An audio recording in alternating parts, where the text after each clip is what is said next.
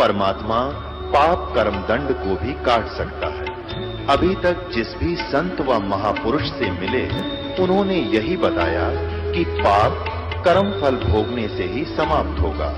वो प्रभु कौन है जो पाप कर्म को काट देता है, वो काल के बंधन से छुड़वा देता है।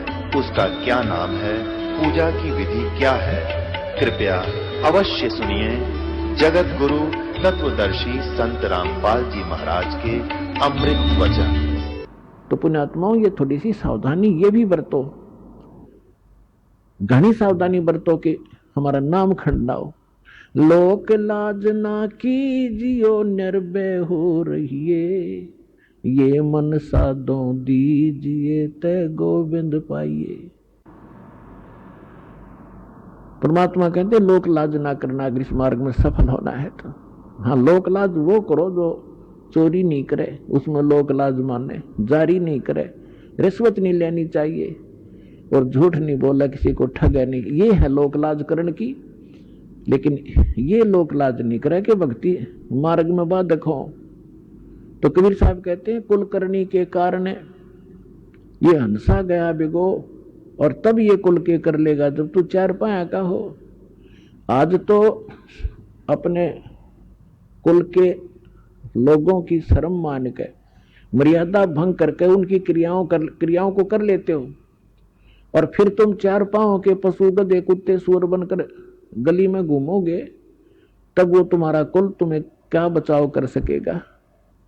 तो यहां कहते हैं लोक लाज ना कीजिए निर्भय हो रही है, और यो मन साधो दीजिए ते गोविंद पाइए। इस प्रकार हमने किसी भी कारण से आपकी कोई ऐसी घटना घट भी जाती है आपके घर पे, तो उसके दो कारण हो सकते हैं। एक तो ये है कि आपकी भैंस मर गई और मरना था लड़का, एक भैंस तो और 20 दे देगा भगवान, तो आपको वो बचाव किया आपका।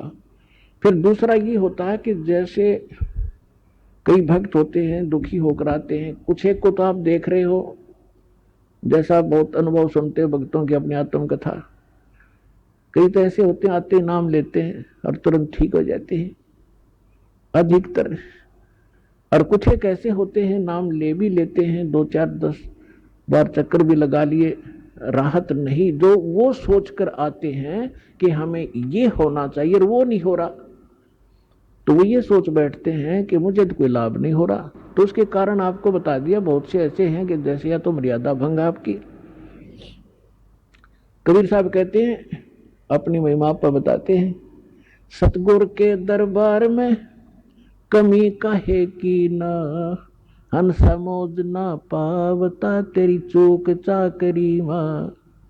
इस कबीर भगवान के दरबार में इम्पॉसिबल वर्ड नहीं है इसकी डिक्शनरी के अंदर, लेकिन हमें लाभ नहीं मिल रहा, तो उस कहते तेरी चूक चाकरी में, तेरी कोई पूजा सेवा और श्रद्धा में त्रुटि है, उसको सुचारू कर, फिर डूंडा ठा देगा। भगवान ही समर्थ है, ये क्या नहीं कर सकता।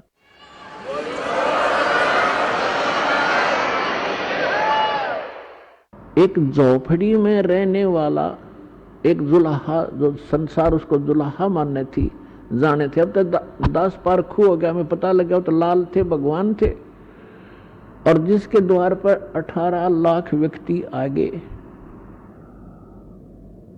जिसके सुबह का आटा घर में ना हो और उसके घर पर 18 लाख मेहमान आ जाए, चिट्ठी बाई इनविटेशन, और सबको फिर 3 दिन तक वो मोहन भोजन खिला रहे हैं, सब हलवा पूरी खीर खांड और सूखा सीधा को ले जाता, ले जाओ खा लियो अपने घर पर जाके, और एक असर भी 1 दोहर दे रहे हैं।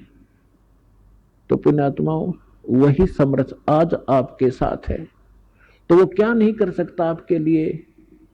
तो परमात्मा कहते हैं सतगुरु के दरबार में, यानी परमात्मा के दरबार में। अब सतगुरु जो होता है वो परमात्मा ही होता है, या फिर परमात्मा अपना विशेष कृपा पात्र ही भेजा करते हैं। तो वो कृपा पात्र जो परमात्मा का दास होता है, परमात्मा की सभी पावरों से युक्त होता है, उसको परमात्मा अपनी शक्ति देकर भेजता है। जैसे प्रधानमंत्री का कोई प्रतिनिधि इशार में आ जाता है तो उसको वो अपनी बहुत सी पावर देकर भेज देता है और हरियाणा स्टेट के लिए वो पर्याप्त होता है। जो उसकी रिक्वायरमेंट होती है वो पूरी कर देता है 1 मिनट में। तो इसी प्रकार जैसे प्रसंग चल रहा है कि कुछ भक्त आप देखते हो आशीर्वाद लेते ही और सब दुख दूर हो जाते हैं, शारीरिक कष्ट, प्रथम तो शारीरिक कष्ट ही दुख मानते हो और फिर घर में सुविधाएं प्राप्त हो जाती हैं। अब दूसरे को ऐसा नहीं हो रहा है तो ये सोचना चाहिए कि जैसे डॉक्टर के पास सैकड़ों मरीज जाते हैं रोगी, और एक रोगी को तो 4 टैबलेट देता है और अगले दिन बताता है जी मैं स्वस्थ हो गया, और एक का इंजेक्शन भी लाता है, ग्लूकोज भी चढ़ा देता है, एडमिट भी करना पड़ जाता है और फिर 1-2 महीने तक उसको टैबलेट दी जाती है। तो स्वस्थ करके छोड़ देगा डॉक्टर, क्योंकि उसको पता है ये रोग भयंकर है, ये 4 गोलियों से ठीक होने का नहीं है। तो पुण्यात्माओं, आप जी ने ये ध्यान रखना चाहिए। एक तो इसमें ज्ञान परमात्मा ने इसलिए आधार बनाया है क्योंकि जब परमेश्वर कबीर जी 600 वर्ष पहले आए थे, सन 1398 से सन 1518 तक जब परमात्मा यहां आए थे तो उन्होंने अपनी वो सारी लीला करके दिखाई थी जो भगवान किया करते हैं। तो जो प्रसंग चल रहा है हम उसी पर आते हैं कि जैसे कोई एक्सीडेंट हो गया किसी व्यक्ति का और वो हॉस्पिटल में जाता है और उसके शरीर से ब्लड निकल रहा है, बह रहा है, उधर से उसकी टांग फ्रैक्चर होगी है दूसरी, और उसमें पीड़ा घनी हो रही है। अब वो डॉक्टर को वो चिल्लाता हुआ तो जा ही रहा है, डॉक्टर ने देखना है कि पहले इसकी टांग का दर्द ठीक करना है या ब्लड रोकना है। वो ब्लड को रोकेगा कि ब्लड बह गया तो फिर यह टांग भी चली जाएगी। अब पहले वो ब्लड जो बह रहा है उसको रोकने की चेष्टा करेगा, टांग में बेसिक दर्द बना रहे, वो टांग जीवन नाशक नहीं हो सकता टांग का दर्द, इसलिए डॉक्टर पहले उसको रोकेगा जो जीवन नाशक है इसका, फिर धीरे धीरे उसका टांग का भी ट्रीटमेंट शुरू होगा। इसी प्रकार आप जो उद्देश्य लेकर आते हो और वो पूरा ना होता है तो परमात्मा ने हमारे को ये ज्ञान दिया। जब परमात्मा 600 वर्ष पहले आए थे, 120 वर्ष रह के गए थे, सन 1398 से सन 1518 तक 120 वर्ष, तो उस समय 64 लाख शिष्य हुए थे परमेश्वर के, एक धानक के, जुलाहे के, झोपड़ी में बैठे निर्धन व्यक्ति के। अगर उसको झोपड़ी में जाकर आदमी देखा तो सोचा ये संत कहां से थे, गरीब मजदूर व्यक्ति है। अब जैसे आज टीवी चैनल बनवाए परमात्मा ने दिया है ये नॉलेज, आपके जो बुद्धिमान व्यक्ति हैं, भक्त हैं, उनका तो यह बात समझ में पक्की आ जाएगी कि ये जो भी आज इंटरनेट सिस्टम, यूट्यूब आदि बनाया है और ये इलेक्ट्रॉनिक सिस्टम बनाया है, ये परमात्मा ने दी है बुद्धि। अब जैसे ये अध्यात्म मार्ग का ज्ञान आज तक किसी ऋषि महर्षि से, बड़े बड़े विद्वान जो दीक्षा करते, किसी के पास नहीं था, और ये ज्ञान इस दास को दे दिया और ऐसा सुलझा कर धर दिया, आम व्यक्ति समझ सकता है। आपके लिए कितनी सुविधा होगी ना। आप ये गीता पढ़ते पढ़ते कितने दिन हो गए थे, और इस गीता को फर्स्ट क्लास की बुक बना दिया परमात्मा के ज्ञान ने। पहली कक्षा की किताब से दिखा हमने, ना पाठ दिखाई देता। तो इस दास ने अपनी अकल और अपनी बुद्धि का खूब पता है, जिसी मेरे में बुद्धि थी, मुश्किल से पास होया करते, पढ़ा करते जब, और 6 बार पढ़ा करते जब कितने एक लेसन याद होया करता। आज उस परमात्मा ने अकल दी, बुद्धि दी, और ये सब सदग्रंथ खोल कर धरवा दिए। तो गॉड गिवन माइंड है ये, ना कि जीव का।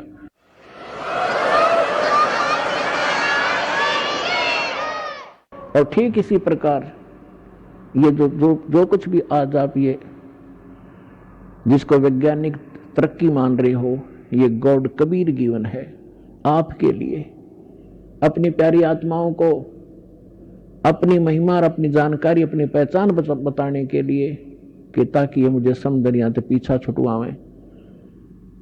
ये विज्ञान कति काम नहीं आवेगी किससे कभी। और दूसरी कृपा की दाता ने विज्ञान दी, डॉक्टरों को बुद्धि दी, अच्छी दवाइयां खोज ली। आप पहले हम देखा करते, हमारे पूर्वज और हम भी जब छोटे छोटे थे, इतनी औषधि थी नहीं, सिर में दर्द हो जाता, कपड़ा बांध के 3-3 दिन पड़े रहा करते, काम भी ना कर सके थे। और अब लेकर टेबलेट 10 मिनट में अपना काम करो। तो आज अगर वही स्थिति होती, शरीर में कष्ट हो जाता, तो भक्ति भी नहीं कर सकते आप।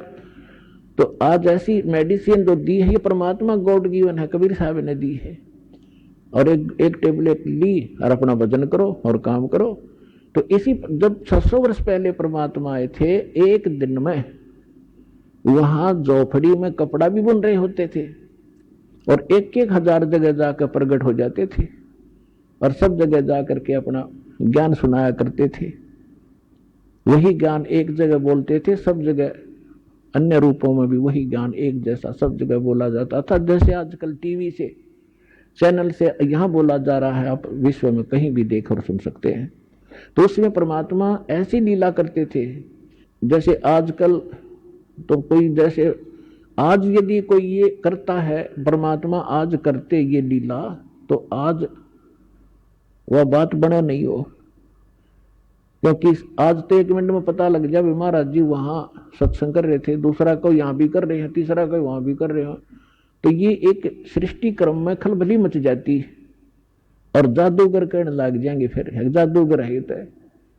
और उस समय कोई जाना नहीं था 10 किलोमीटर दूर के हो रहा है, 5 किलोमीटर 1 हफ्ते में पता लग गया करता। वहां एक कोई भगत आया था, कोई संत भगत सत्संग कर रहा था। तो आज परमात्मा ने अब ये तरीका अपनाया आपके लिए। उसमें तो वर्बली सुनाया करते थे, जो ज्ञान आपको कबीर सागर से, कबीर वाणी से दास सुनाता है, समझाता है, बताता है। लेकिन वो नकली संत परमात्मा के इस ज्ञान को नकारा करते थे कि झूठ बोला है, कुछ नहीं जानता, दाने का दुल्हा है, शूद्र है, ये संस्कृत पढ़ नहीं सकता, संस्कृत तो ब्राह्मण लोग पढ़ते हैं। तो नकलियों की दाल गली रही। और उस समय परमात्मा के 64 लाख से सोना, आज से 600 वर्ष पहले पूरे इंडिया की 4 करोड़ आबादी नहीं होगी। और उस समय इराक, ईरान और ये पश्चिमी और पूर्वी पाकिस्तान, बलोचिस्तान, अफगानिस्तान और गजनीव तक, ये सारा भारत था। और सारे भारत में 4 करोड़ आबादी नहीं होगी उस समय। और उस समय 64 लाख से सो जाना एक दानक जो लाए के, क्या वो मानुष था या कि कवि था? वो समर्थ शक्ति थे, वो कबीर भगवान थे। तो उस समय परमात्मा ने ज्ञान यही दिया, लेकिन ज्ञान कम, हम समाधान ज्यादा चाहते रहे। तो जो भी परमेश्वर के आता था शरण में, कबीर साहिब की में, तो उसी को सुख होता था, क्योंकि ये परमात्मा है, ये हमारा पिता है और ये हमारे दुख को देख नहीं सकता और समर्थ है। अब जैसे कोई बालक है, बच्चा है, और किसी भी कारण से उसने कर्जा सिर पर कर लिया और पिता के पास सामर्थ्य है और वो पिता के पास आता है, तो पिताजी ऐसे ऐसे हो गया, तो वो कहेगा बेटा आगे गलती नहीं करेगा, ले ये तेरा कर्जा मैं तार देता हूं। तो आगे ठीक चले तो वो बात बनेगी। तो इसी प्रकार ये समर्थ परमात्मा है। जो भी परमेश्वर की शरण में आते थे सब सुखी हो जाते थे। ऐसे 64 लाख शिष्य बन गए। और कारण क्या रहा कि हमने उस परमात्मा को परमात्मा नहीं माना, हमने ज्ञान आधार नहीं किया, समाधान को आधार किया। और जब सुख होते चले गए, फिर वो बकवाद हमारे मन में फिर घर कर गई, जिस कारण से हम 64 लाख के 64 लाख यहीं फिर भटकते रह गए, पार नहीं हो पाए। नहीं तो उसमें पार कर सकते थे। उसका कारण ये रहा, कबीर साहब ने कहा है कि ज्ञान संपूर्ण हुआ नहीं और हृदय नहीं छिदावे, और देखा देखी भक्ति का ये रंग नहीं ठहरावे। जब तक आपको ज्ञान संपूर्ण नहीं होगा, तब तक आप इस भक्ति मार्ग पर स्थिर नहीं हो सकते। आप डगमग हो जाओगे। कोई भी बीच में आकर आपको भ्रमित कर देगा, नहीं आप इधर गलत जा रहे हो, आप इधर चलो, आपकी दिशा आपको दिग्भ्रष्ट कर देगा। तो फिर पता नहीं, अब जाना था पूर्व में और चला दिया, भेज दिया उत्तर में, तो बहुत दूर चले जाओगे। ऐसे हम भटकते रहे। तो अब परमात्मा ने ये ज्ञान इसलिए आपके लिए तैयार किया है, पहले आपको शिक्षित किया। पुण्यात्माओं, जो दास वचन कह रहा है इसमें बहुत वजन है और सत्य से परिपूर्ण है। आज से 50-100 वर्ष पहले आप पिछला इतिहास देखो, लाखों वर्ष चले गए इस सृष्टि को, इस चतुर युग में। कोई भी अपने जो आम नागरिक शिक्षा नहीं, अपनी नेक नीति से कमाई करके अपना परिवार पोषण ही करता था। एक वर्ग को ब्राह्मण वर्ग को एक विशेष वो ड्यूटी सौंपी गई थी कि आप सदग्रंथों को पढ़ो, शिक्षा ग्रहण करो और फिर हमें बताओ। तो आम व्यक्ति को वो खुद जैसा भी सदग्रंथों को पढ़ते सुनते समझते थे, आम व्यक्ति को बताया करते थे। वैसे थोड़ी बहुत शिक्षा होती थी, लेकिन उसके लिए एक सिंपल सा ही ज्ञान आधार बनाया जाता था। ये आजकल की जो शिक्षा नहीं थी। तो आप देख रहे हो कि हमारे दादे परदादे 7 पीढ़ी का, तो मुझे याद है कि कोई भी अक्षर ज्ञान नहीं रखता था हमारी का, और सब सुखी थे, ठाठ से रहते थे, नेक नीति से रहते थे, कोई कष्ट नहीं आते थे, और ना इस तरह की माया की हवस थी जो आज लागी आग।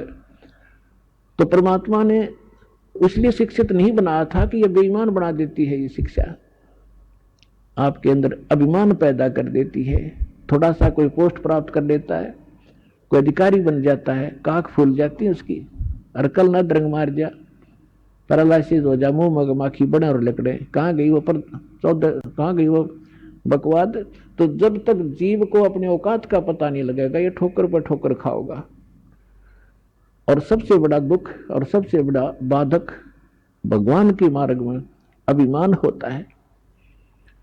तो इसलिए इस ज्ञान शिक्षा परमात्मा ने अब मजबूरन देनी पड़ी आपको कि आपको चाहे कितने सुख दे देते यहाँ बुरवाला स्थलों का आश्रम में, और आपको ज्ञान नहीं होता, आप फिर भी यहाँ से भाग जाते। अब पहले आपको ज्ञान से रंगा जाता, आपको इसलिए बुलाया जाता है कि आप रह कर यहाँ आए, और आपको यहाँ आने से बहुत लाभ होता है। आप जैसे आप सत्संग के लिए तैयारी करते हो, 4-5 दिन पहले तो अपने घर की सेटिंग करने लग जाते हो कि मैंने 2-3 दिन सत्संग में जाना है। तो वो भी आपके पुण्य शुरू हो गए, भगवान के लिए ही आपने किसी कोई भी सेटिंग की। फिर यहाँ आते हो, यहाँ तो दंडवत प्रणाम करते हो, 2 पैसे दान भी करते हो। ना कि पैसा कितने डॉक्टरों का लगाओ, ना कोई लेकर ना दे, वो लेकर भाग जाता, या कहीं और कोई पशु बिगड़ जा, या कोई और बिजनेस में हानि हो जाती, वो पैसा आपके पास नहीं रहना था। और इस दान करने से आपकी हानि में भी बचाव होकर आपके पुण्य साथ बनेंगे। और ये ज्ञान यज्ञ रूपी सत्संग से आपको ओत प्रोत किया जाता है। तो ये सब प्रकार के पुण्य 500 यज्ञ आपसे करवाई जाती है। आपको यहाँ बुलाने का उद्देश्य ये है कि आप इस ज्ञान को समझें और भक्ति के अंदर आपकी श्रद्धा बढ़े और आप पुण्य युक्त हो। आप यहाँ आते हो 3-4 दिन, जैसा भी जिसका दाव लगता है परमात्मा की दया से, तो यहाँ फिर आप सारी क्रियाएं करते हो। सुबह का नित्य नेम भी कर लेते हो, मंत्र भी करते हो, सेवा भी करवाते हो, आरती भी सुनते हो, रमैणी भी कर लेते हो, फिर प्रणाम करते हो रह कर, फिर अपने भाई बहनों से मिलते हो जिनको यहाँ सुख हुआ है। तो आपका दृढ़ता आती है आपको कि सचमुच मेरा भी काम बनेगा जब इनके साथ ऐसा सुख हुआ। इसलिए आपको बुलाया जाता है। और यहाँ आने से कहते हैं संत मिलन को चालिए तज माया अभिमान, और जो कदम आगे रखे ओहे यज्ञ समान। अब इस सतलोक आश्रम बरवाला में की तरफ आप जब भी रुझान बनाते हो, वहीं से आपके पुण्य प्रारंभ हो जाते हैं। और आप कितने भक्तिहीन हो चुके हो ये अंदाजा लगा लेना। आजीवन आप यह भक्ति करते चलोगे, तब जाकर के आप सतलोक जाने योग्य पुण्य युक्त हो पाओगे। तो आप कितने, जब सतलोक से आए थे तब आप कितने पुण्यकर्मी प्राणी थे। इस काल के होटल में आकर आपने सारी पूंजी का नाश कर दिया, आप एक भिखारी बन गए। गरीबदास जी कहते हैं, उत्तर दक्षिण पूर्व पश्चिम तो फिरदा दाणे दाणे नु, और सर्व कला सतगुरु साहिब की हरियाए हरियाणे नु। तो हम एक दाने के लिए धक्के खाते, अंडो को इंग्लैंड में जा रहा, हर को अमेरिका में धनी बन का हूंगा। आपने यही धनी बना दे परमात्मा, जो नीत साबित होता है। करके देखो, भक्ति 100 सुख देगा, 100 बरकत देगा, 100 प्रकार की आपकी हानि टाल देगा, यही सुख हो गया। और फिर धन का करोगे क्या तुम? जब आपको ये अध्यात्म ज्ञान होगा, फिर आपको केवल गीता अध्याय नंबर 7 के श्लोक नंबर 29 याद रहेगा। गीता ज्ञानदाता कहता है कि जो प्राणी मेरे इस ज्ञान को आश्रय रख करके तत्वदर्शी संत की खोज कर लेता है, जिसने तत्वदर्शी संत मिल गया, मेरे इस ज्ञान को आश्रय कर लिया, तो फिर वो जो व्यक्ति जरा और मरण से छूटने के लिए प्रयत्न करते हैं, इस संसार की किसी भी वस्तु की वो इच्छा नहीं रखते। जरा माने वृद्ध अवस्था का कष्ट और मरण माने मृत्यु। अब भक्तात्माओं थोड़ा सा ज्यादा जोर देना अध्यात्म मार्ग की ओर। या माया तो बतेरी जोड़ लिया आपने, और किसी के पास कोई सेठ बना दिखता नहीं। अरबपति देख लो, उसके ऊपर कम से कम 1 अरब पैसे होंगे तो 2 अरब कर्जा पाओगा। हमने न दिखा 4 फैक्ट्री है इसके, लेकिन उसकी मेंटली हालत इतनी बुरी होती है, सपने में सुख नहीं उस मानस को। तो आपने ये इधर ज्यादा ध्यान देना पड़ेगा भगवान की तरफ। इस मार्ग के ऊपर आपने आगे बढ़ना पड़ेगा। आप यहाँ क्या किसके लिए जोड़ा? परमात्मा कहते सर्व सोने की लंका थी वह रावण से रणधीरम, एक पलक में राज विराजी जम के पड़े जंजीरम। और सारी सोने की लंका बनाए बैठा था और 1 ग्राम सोना भी साथ नहीं ले जा सका। तो फिर हमें ये ज्ञान होगा। तैसे गीता अध्याय नंबर 7 के श्लोक 29 में कहा है कि जो जरा और मरण से छूटने के लिए प्रयत्न कर रहे हैं और कोई वस्तु की इच्छा नहीं रखते, वे उस परमात्मा से, तत्परम से और सारे अध्यात्म ज्ञान से और सभी कर्मों से परिचित हैं। उसी का दिल डटेगा, इस काल के जाल से उल्टा हटेगा, जिसने संपूर्ण ज्ञान हो जाएगा। तो कबीर साहब कहते हैं ज्ञान संपूर्ण हुआ नहीं और हृदय नहीं छिदाया, तो इस देखा देखी भक्ति का रंग नहीं ठहरावे। तो 64 लाख से सारे भाग्य भगवान को पहचाना नहीं, क्योंकि उनको ज्ञान नहीं था। और आज ज्ञान करवाया भगवान ने, आपको प्रमाण देकर ऐसा रंग दिया है कि आप यहां से हिल नहीं सकते। आपको ये स्थान बरवाला ऐसा दिखाई देगा जब आपकी बुद्धि ठीक काम करेगी और ज्ञान आधार बन जाएगा। बंदी छोड़ दयाल जी तुम तक हमारी ओर, जैसे कागज जहाज का अब सूझे और न ठोरे।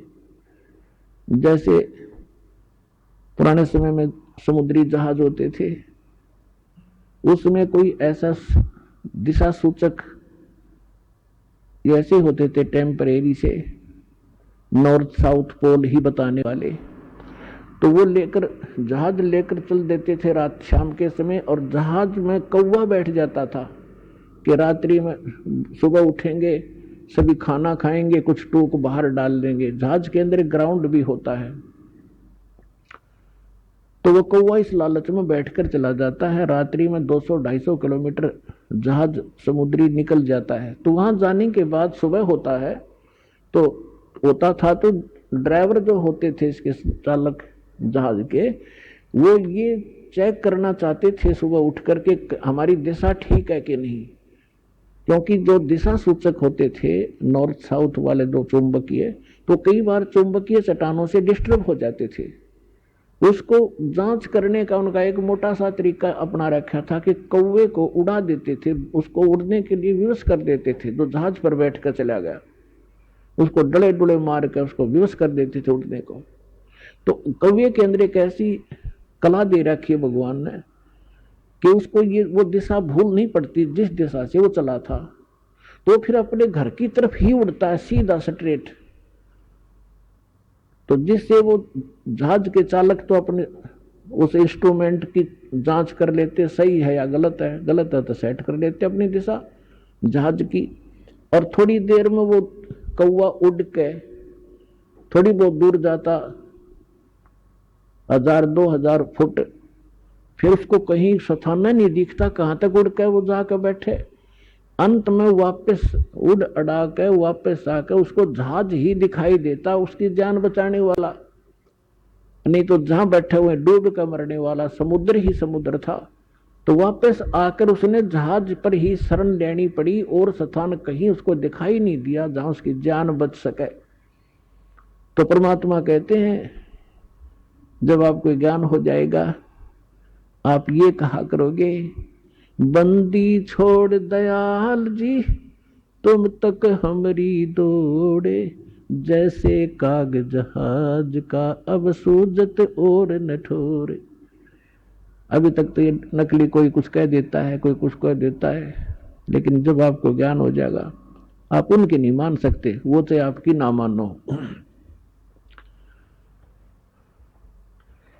तो प्रसंग चल रहा है, परमात्मा आपको ज्ञान देते हैं, आपको ज्ञान से परिपूर्ण किया जाता है। यहां बुला करके प्रोजेक्टर बनवाए भगवान ने, टीवी चैनल बनवा दिए, मोबाइल दे दिए अपने बच्चों के लिए बनवा के।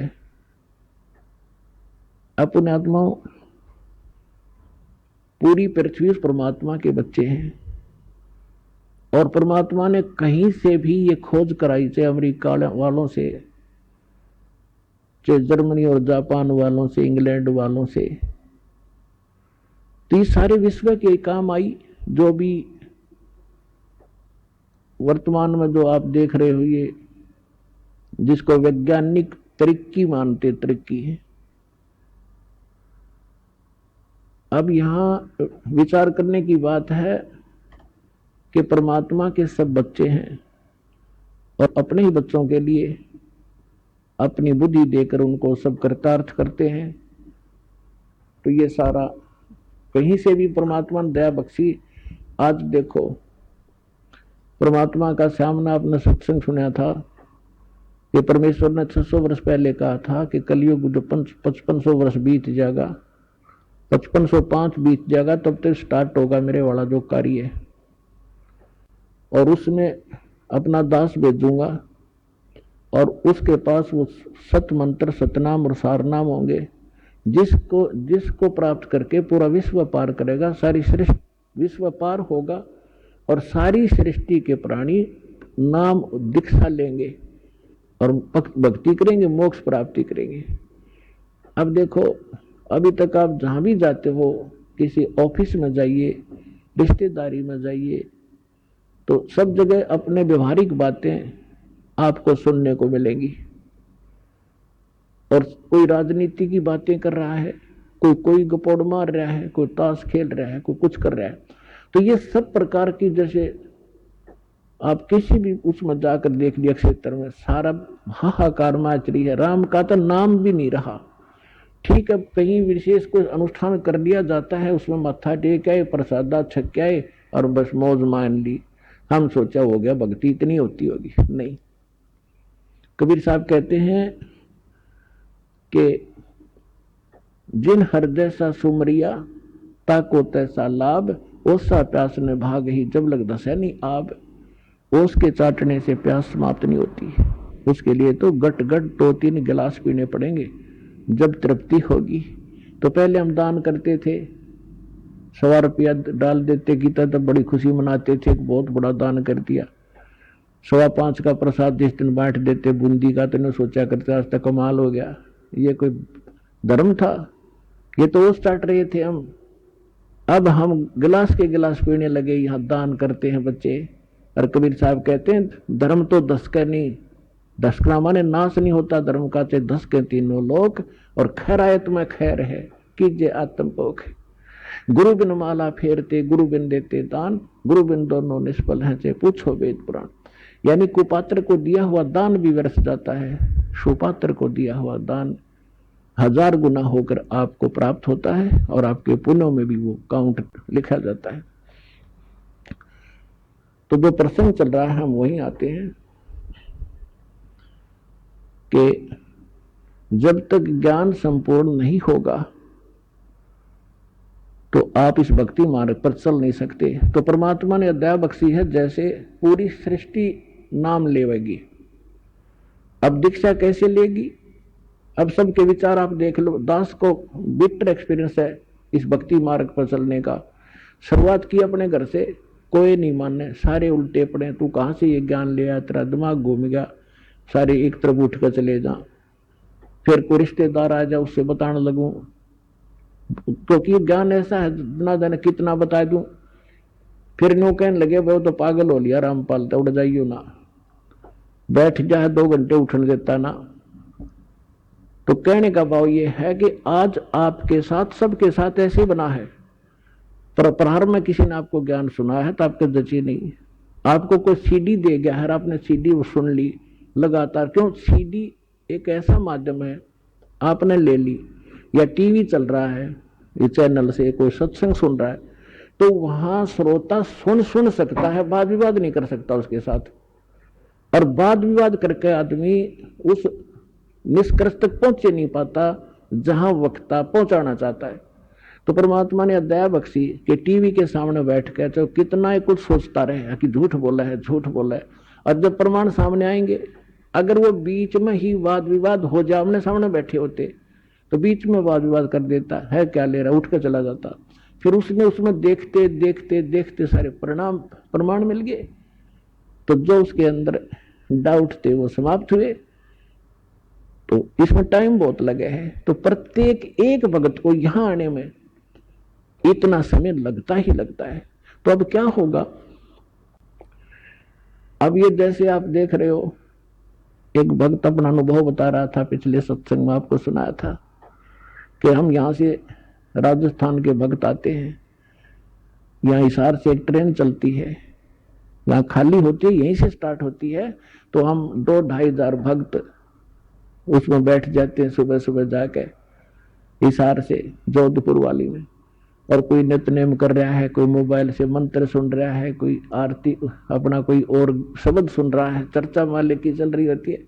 तो वहां जितने यात्री उसमें बैठे होंगे अन्य भी, उनके ऊपर भी परमात्मा की वाणी प्रभाव डालेगी। बेशक उनको कोई समझ में नहीं आ रहा आरती या नमो नमो सतपुरुष को शुरू में तो किससे के बिना पल्ला पड़ती है, के बोल रहा है, लेकिन वो अपना काम पूरा कर रही होती है, उसको प्रभावित कर रही है आसपास के क्षेत्र में। इवन चींटी, पक्षी, पशु, गांव घर के जो पशु हैं उन पर भी प्रभाव पड़ेगा। और इस वाणी के सुनते उनको शीघ्र ही, क्योंकि भगत के घर में पशु पक्षी जीव जंतु जो भी होंगे उनका भी उद्धार ही होगा। तो इस वाणी में इतनी शक्ति है, परमात्मा की वाणी के अंदर इतना अफेक्ट है कि इस आत्मा के बहुत से पाप ऐसे होते हैं जो ज्ञान यज्ञ से कटते हैं। और फिर उसके अंदर एक विशेष प्रेरणा बनती है भगवान की तरफ से कि कैसा है नास्तिक को। अब नास्तिक कैसे है? जैसे ये आत्मा पाप कर्मों से मूर्छित पड़ी है। अब जैसे किसी को सर्प डस जाता था, अब उसको एक गारडू होता था, विष उतारने का वो मंत्र सिद्ध कर लेता था। ये आध्यात्मिक जो विज्ञान है ये सबसे उत्तम है।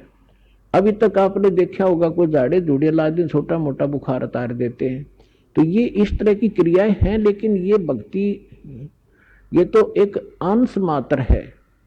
और भक्ति जब सत्य साधना आपको मिल जाएगी, किसी चीज की जरूरत नहीं पड़ा अपना, ना झाड़ियां की, इस परमात्मा की भक्ति में सारी शक्ति है, सारा कुछ अध्यात्म मार्ग इसमें है।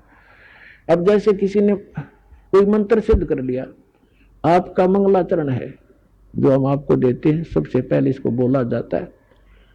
ये मंगलाचरण सब मंत्रों का मूल मंत्र है, चाहे किसी झाड़े ला लो, लेकिन आप झाड़ा मत लगाना। इस मंत्र को जाप करने से आपके आसपास कुछ भी नहीं रहेगा, और फिर आपका मंत्र जो दूसरा दे रखा है वो करते रहे। तो कहने का भाव ये है कि इस दास ने इस अध्यात्म मार्ग का बिटर एक्सपीरियंस हुआ। और पहले परमात्मा ने सन 1988 से 1994 तक 6-7 वर्ष इन सभी संतों महंतों महात्माओं के की जानकारी दिवाई, इनके सत्संग सुना, इनकी क्रियाएं देखी, तो सुनने को मिला कि गरीबदास जी संत था। उसने गरीबदास जी के ग्रंथ में एक शब्द है, घट ही अंदर गारड़ू धोखे मर गईया, सार शब्द चीन्या नहीं और कोई भेद ना लैया। ये 5-7 लाइन है, उसने उसको सिद्ध कर लिया 1000 बार 2000 बार पढ़ के। तो उसमें शक्ति आ गई कि सर्प किसी ने डस जा, वो मंत्र बोल देता, मन मन में बुदबुदा देता, उसका जहर उतर जाता, जीवित हो जाता था। वो उसी से प्रभु पा गया, संत कहा गया। और हम इस वाणी ने रोज पढ़ना तो या आत्मा के सारे जहर तार देगी। जैसे गारडू अपना मंत्र बोलता है और जिसको सर्प डस गया, मूर्छित पड़ा है, वो ना उस मंत्र को सुन रहा है ना समझ रहा है, लेकिन वो मंत्र अपना काम कर रहा है। उसने उस विष को उतार दिया, विष उतरते ही वो चेतन हो गया, जीवित हो गया, मूर्छा उसकी खत्म हुई, तो अपना सुचारू काम करने लग गया। इसी प्रकार आपकी सभी की आत्माएं इस अज्ञानता से और इस पाप कर्मों के विष से अचेत होगी है। जो मूल काम था उसने भूल कर और कुछ कर रहे हैं।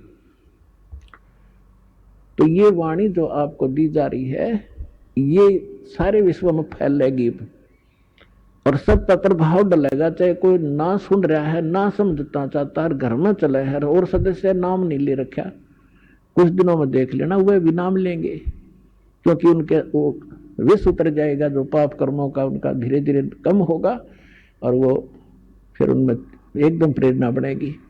अब जैसे खेत में हमने देखा ये ट्रैक्टर वाले ऊंचे शोर में ऐसी बेहुदी भजन गाने रागनी वो गाते हैं, ट्रैक्टर चलाते हैं, और वहां पर भगवान के भक्त अपना कान में लीड ला के और कोई मंत्र सुन रहा होगा या कोई शब्द सुनेगा, ट्रैक्टर चलाते चलाते नित्यनेम कर रहा होगा और सुन रहा होगा, मजदूरी करते करते भी आप ये कर रहे होंगे।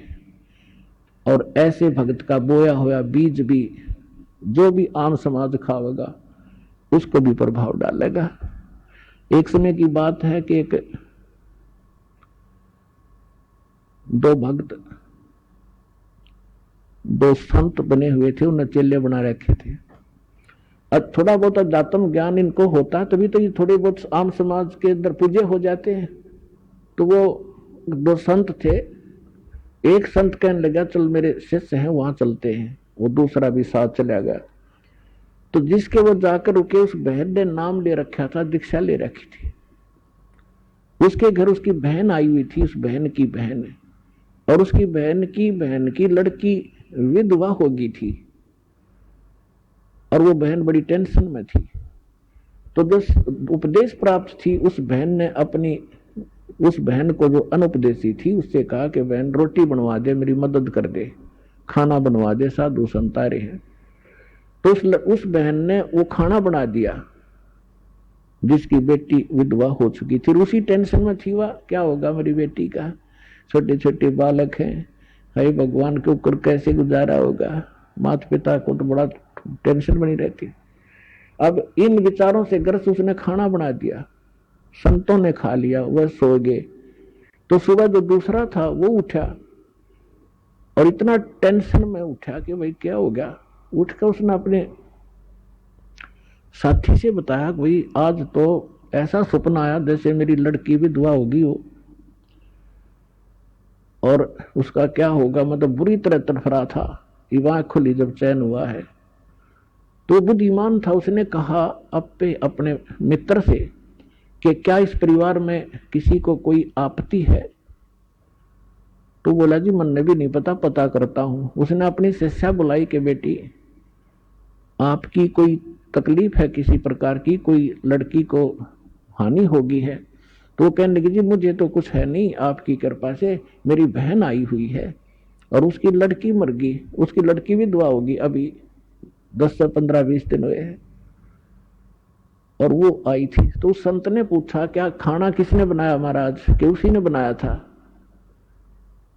अपने आत्मा उस बहन के द्वारा बनाया गए भोजन में भी विचार प्रवेश हो गए और उस संत के ने खाया उस पर भी प्रभाव डाला उसने।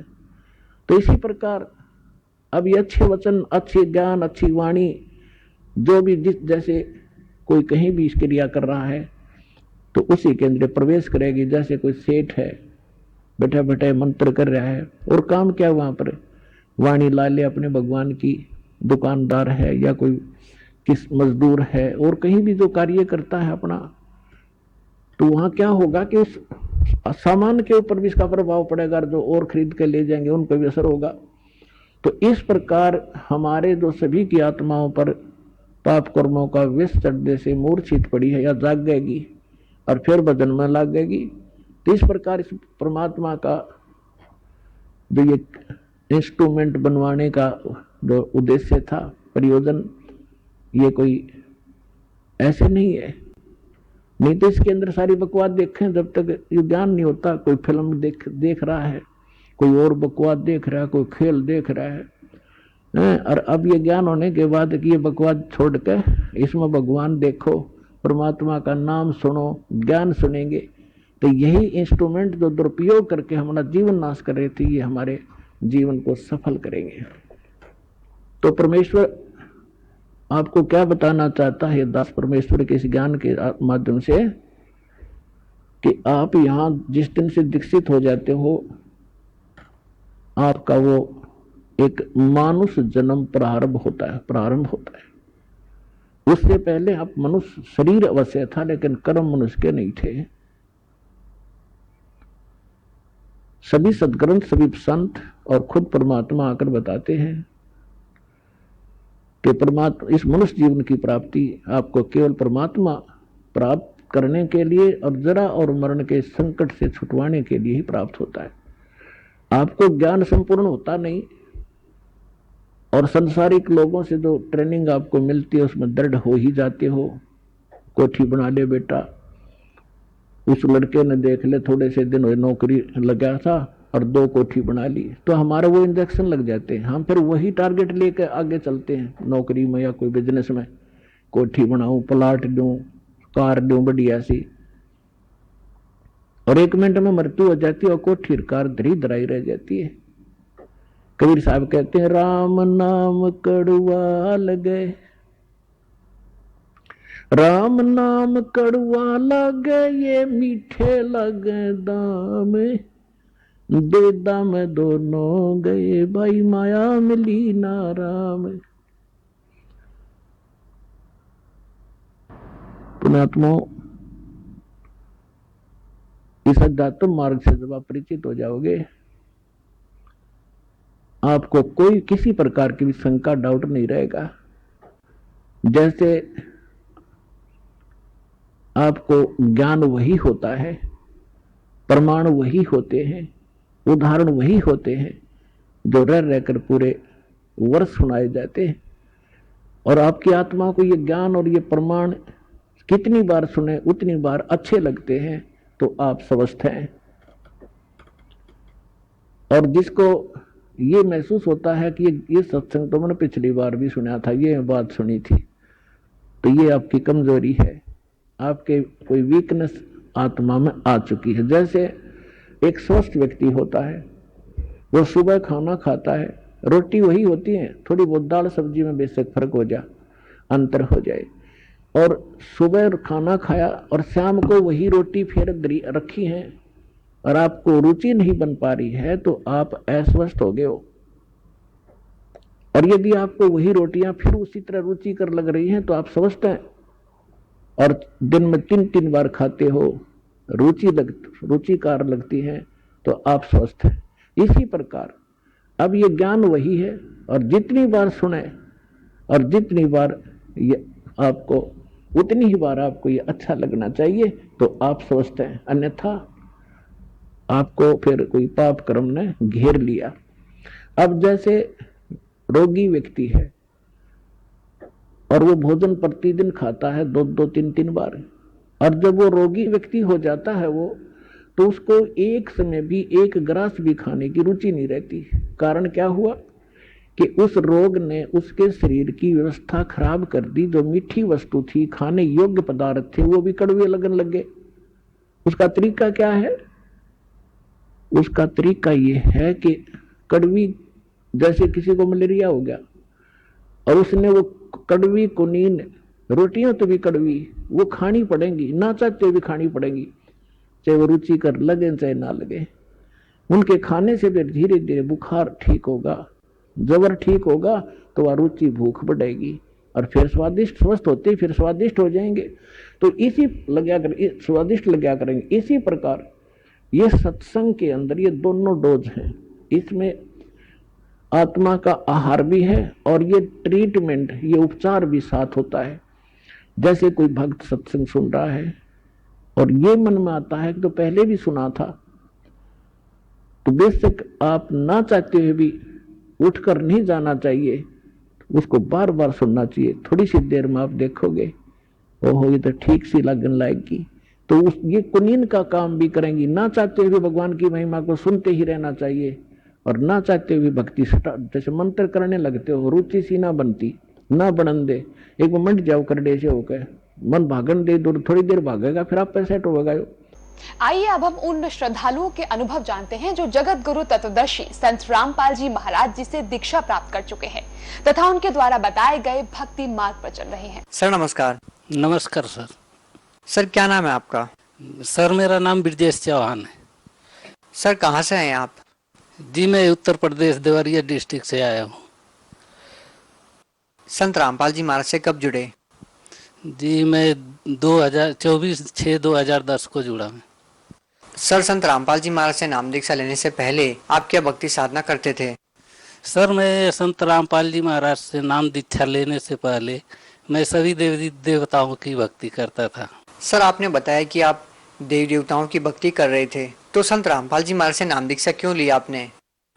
सर ऐसा है कि मैं 2009 में पासपोर्ट बनवाया था, तो उसमें मेरे को जाना था सऊदी। उसमें जो है कि मेडिकल रिपोर्ट मेरा HIV का आया। फिर सभी देवी देवताओं की भक्ति करते करते अगर इतना खतरनाक बीमारी हो सकती है तो उन देवी देवताओं की भक्ति करके भी कुछ फायदा नहीं है। इसलिए मैं संत रामपाल जी महाराज जी की शरण में आया और उनसे नाम उपदेश लिया। सर क्या बीमारी हो गई थी आपको? सर जी सऊदी अरब जाने के लिए जब मैंने अपना पासपोर्ट ये किया, अप्लाई किया, वहाँ ट्रेडवेल करके एक ऑफिस है बॉम्बे में, तो वहाँ से जब इंटरव्यू वगैरह सब मेरा पास हुआ था, जब मेडिकल रिपोर्ट आया तो ऑफिस में मैं गया तो वहाँ एक सकीना करके मैडम है, तो उसको मैं पूछा तो बोले चौहान साहब आपका तो बहुत पॉजिटिव रिपोर्ट आ गया है कि आपको तो एड्स है। मैं वहाँ एकदम तक रह गया। मैं बोला मैडम क्या बोल रही है, ऐसा आप मजाक कर रही है क्या मेरे से? तो बोले नहीं हकीकत है कि आपको एड्स हो गया है और आपको भेज नहीं सकते। जबकि वो कंपनी इतने तक तैयार थी कि मैं बोला भाई मेरे पास पेमेंट नहीं है, मैं पेमेंट नहीं कर सकता वहाँ जाने के लिए। तो बोले कोई बात नहीं, आप चलो वहाँ, आपके पेमेंट से पेड कर लेंगे। लेकिन जब ये रिपोर्ट आया HIV का तो मैं तो एकदम थक बक रह गया। मेरा आगे पीछे कुछ दिखता ही नहीं था, मैं क्या करूं क्या नहीं करूं, मैं तो पूरा ये हो गया था। फिर वहाँ एक फारूक करके था, बोले कोई बात नहीं तुम चले जाओ सऊदी, फिर देख लेंगे उधर जाने के बाद। तो जो सकीना मैडम है ऑफिस में काम करती थी, वो बोले चौहान जी ऐसा टीटिंग करके नहीं जाना आप कि आपका पैसा डूब जाएगा वहाँ, आप जाओ मत वहाँ। मैं बोला ठीक है मैडम। फिर मैं वहाँ से जब नासिक आया 2-4 जगह और रिपोर्ट करवाया तो सब जगह वही दिखा मेरे को HIV एड्स का। संत रामपाल जी महाराज के बारे में कैसे पता चला आपको? तो एक मनोज करके है, भगत जी है, उन्होंने मेरे पास काम कर रहे थे, मैं उनको बताया ये बात कि भाई मनोज मेरे को तो ऐसा ऐसा बीमारी हो गया है।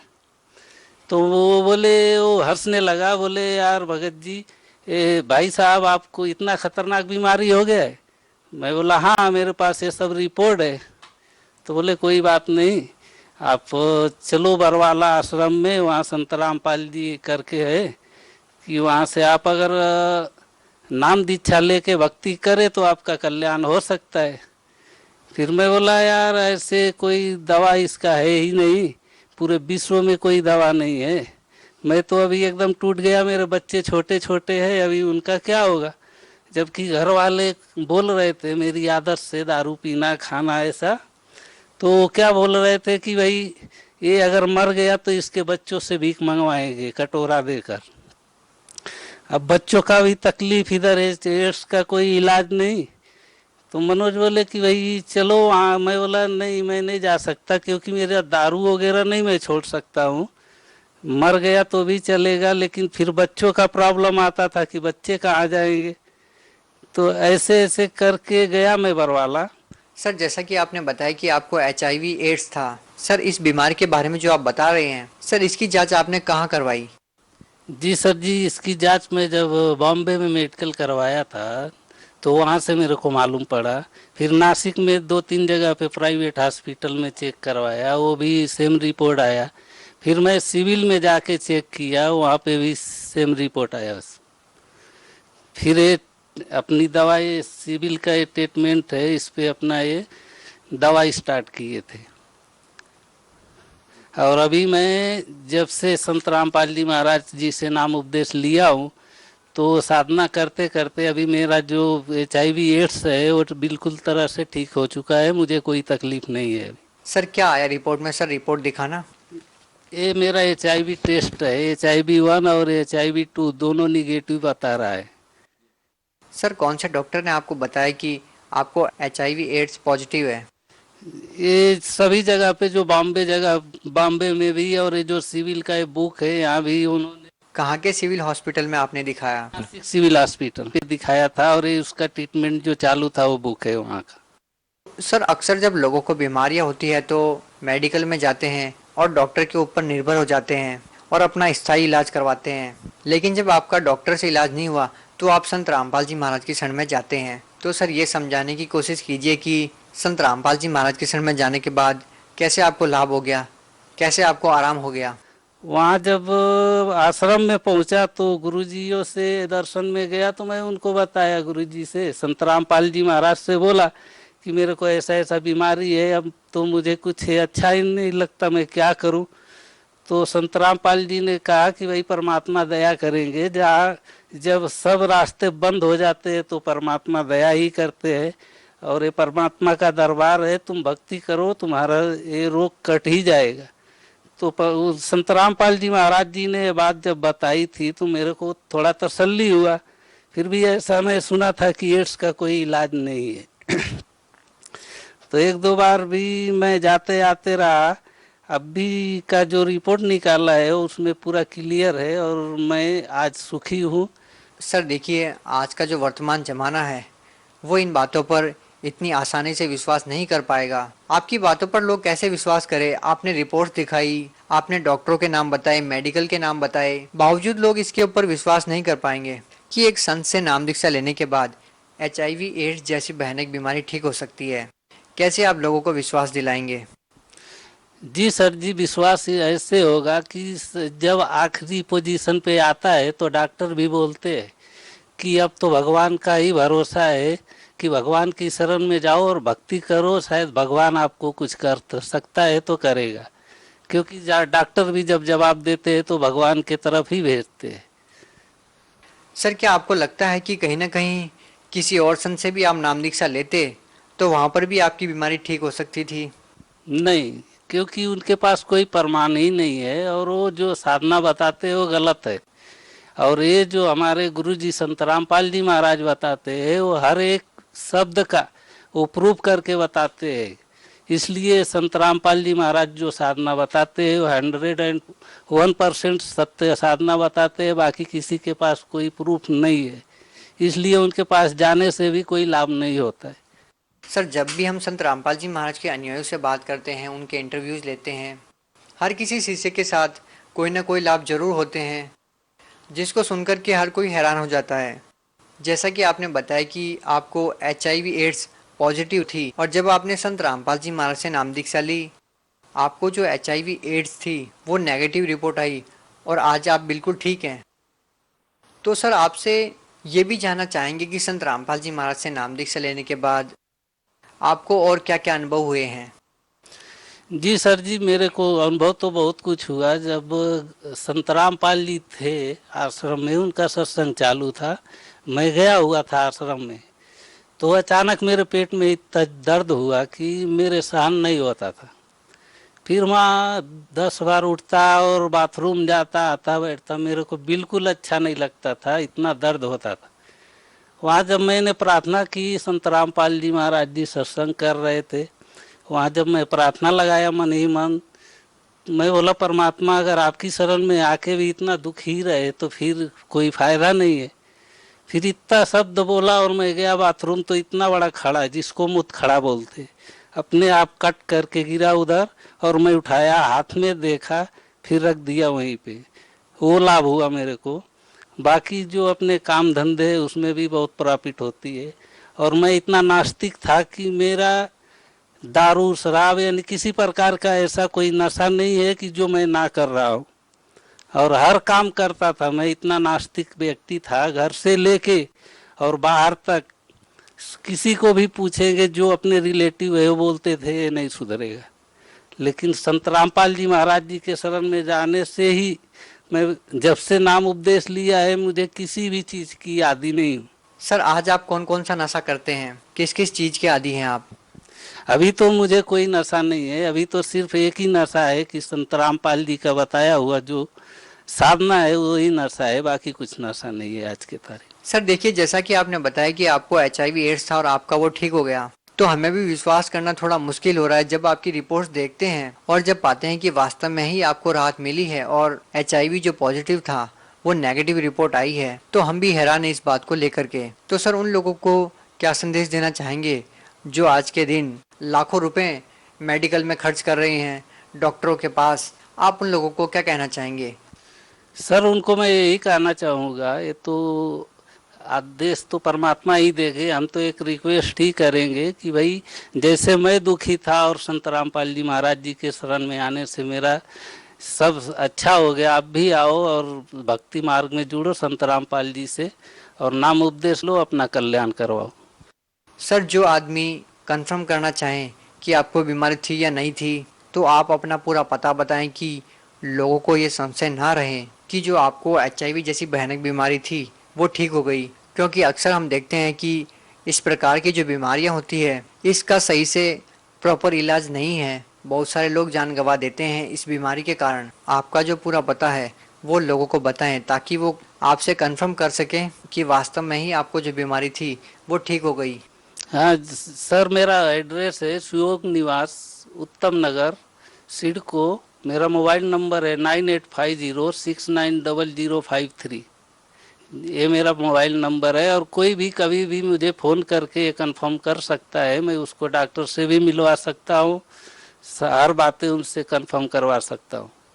सर आपको जो संत रामपाल जी महाराज से नाम दीक्षा लेने के बाद ये लाभ हुए हैं, आज के दिन यदि कोई ये लाभ संत रामपाल जी महाराज से लेना चाहें तो वो कैसे ले सकते हैं? क्योंकि संत रामपाल जी महाराज तो जेल में है, तो उन लोगों को नाम कैसे मिलेगा जैसे आपको मिला?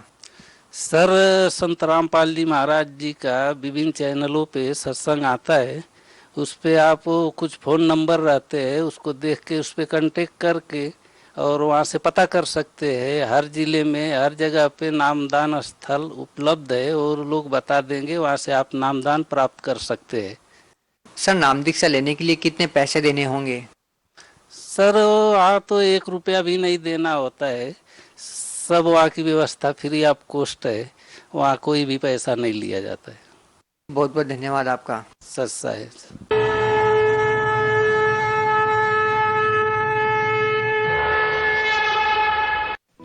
आप सुन रहे थे जगत गुरु तत्वदर्शी संत रामपाल जी महाराज के मंगल प्रवचन। अधिक जानकारी के लिए संपर्क करें 8222880541 8222880541।